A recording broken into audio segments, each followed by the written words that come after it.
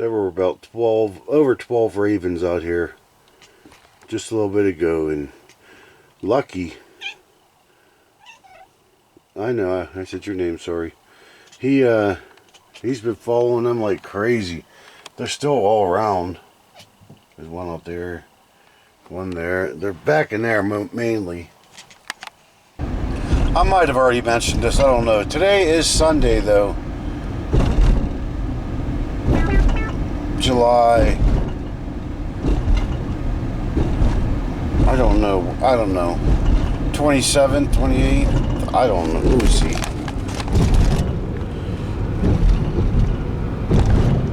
It looks like 27th. It's hard to tell in the woods.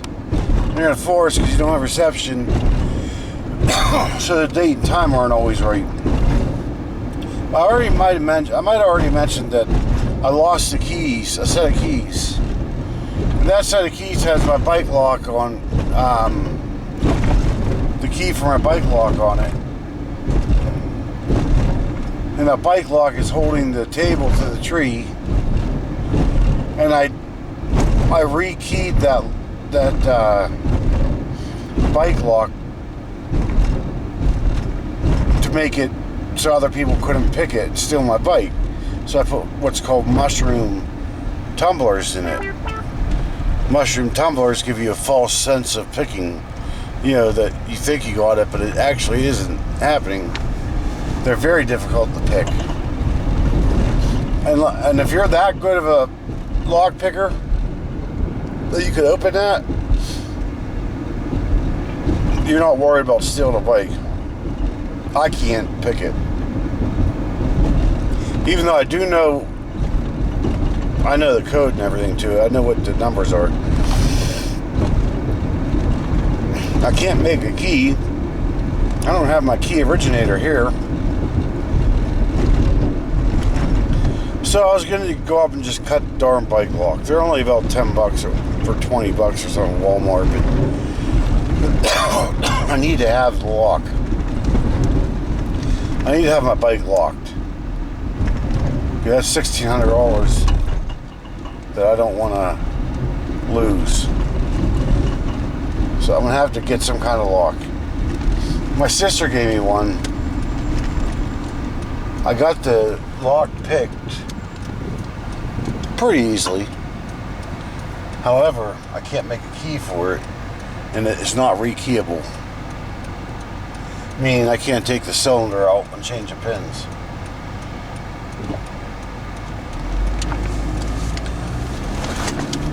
So I went up today, I was going to cut the cable off, and I tried yesterday also. Random people will just keep adding stuff to the table for free. Now there's like stuff to make s'mores, and then there's a loaf of bread. It was cool, and Thomas said that asked if he could use it and said, whenever you're getting ready to leave, let me know, so I'll take the stuff back and put it on my own table. Now I don't know whose stuff's on there. I don't want to just throw it on the ground. I'm hoping somebody takes it today. You might be able to see over there. That's what I was talking about yesterday or 2 days ago. There are RVs over there on the other side of the dry lake. I just don't know how to get there. Well, I'm not getting a $200 or $300 ticket for speeding, I'll tell you that much. He can ride on my butt all he wants.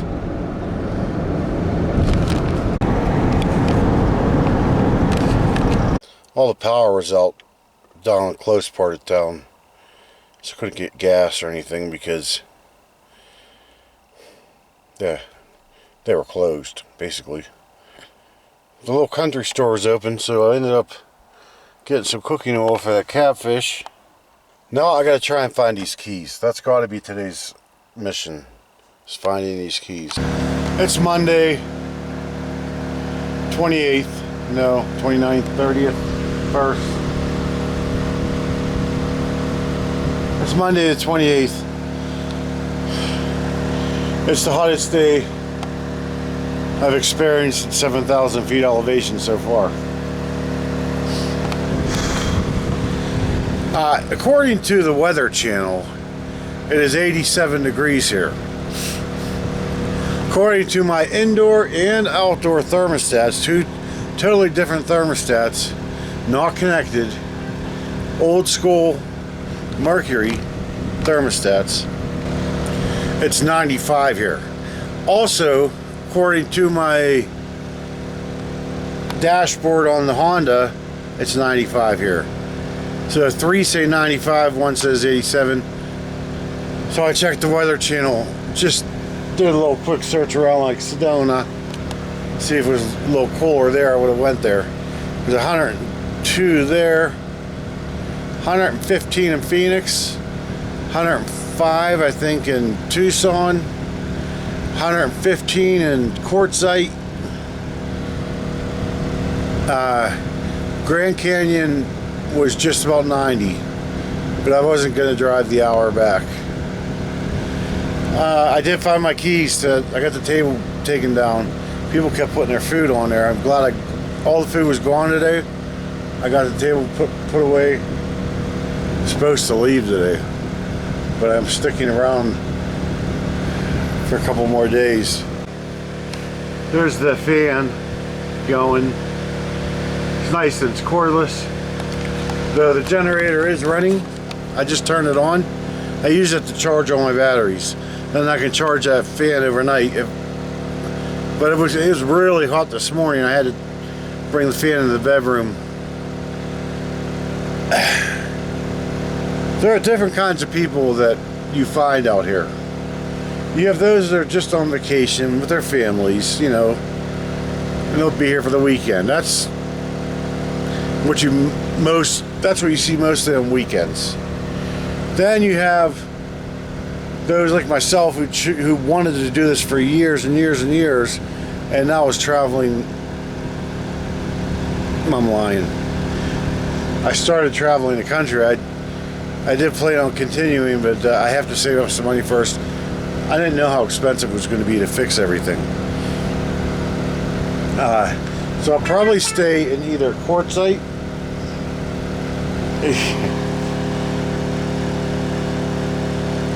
Tom's texting me about this weirdo.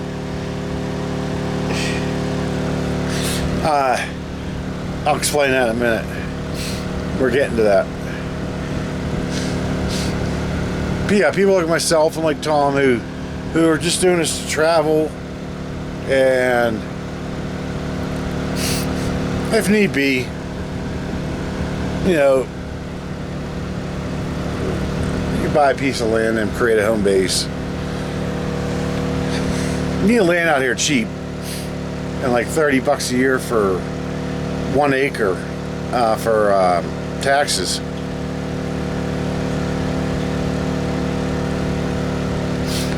Then you have the tent people, not the weekend people that put tents up and then hold their spots, but you literally have people living in tents out here, like Skid Row in California. And those people were sketchy. Then you got the hippie types. Then you got the ones, you know, something unfortunate happened in their life. Maybe they lost their job, like a good job or something, and or maybe there's a divorce or a big financial burden, something happened, a house burnt down, whatever. You hear a lot of different things, and just the easiest way for them to start back over is to buy a camper and get it. You know, if they have a truck, buy a camper, pull it around, and stay here until they can save up enough to get back into another house or apartment or whatever they're looking for. And those people are usually pretty down to earth. Not the hippies. Some of them are really goofy. We're getting to that now. Then you have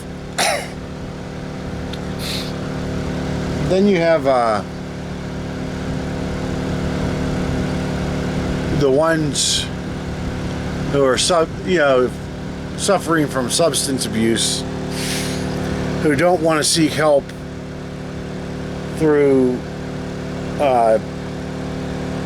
organizations, local organizations. They'd rather just live in their car out here or in a tent and kind of sometimes cause havoc. They'll be flying past here at 3 in the morning. I've seen more cars come in here and heard more cars come in here after 10 p.m. flying by. When you fly on these roads, the reason the speed limit's like 10. When you fly on these roads, it creates a huge dust cloud. So anybody that has their windows open like me, that dust comes into here. However, I've been keeping my windows and everything closed and locked up and shades down because there's one guy who lives in his Suburban. He came knocking at the door last night. I couldn't see him. And I heard him, I talked to him through you, where I was sitting on that side of the dinette, and he's back here, 4 steps down. And I said, I can't come to the door, man. I'm not wearing any pants. Well, he said, neither am I. Then he talked to, he's probably 70 years old. He has a long gray ponytail. He was walking around in a woman's thong. That's all he had on. I'm not lying. I'm not kidding. No socks, no shoes, no nothing but a woman's thong. And he was looking for a key fob. And had I known what he was wearing or much about him, I would have said, sorry, I don't have one. Luckily, I didn't have one anyway for his truck.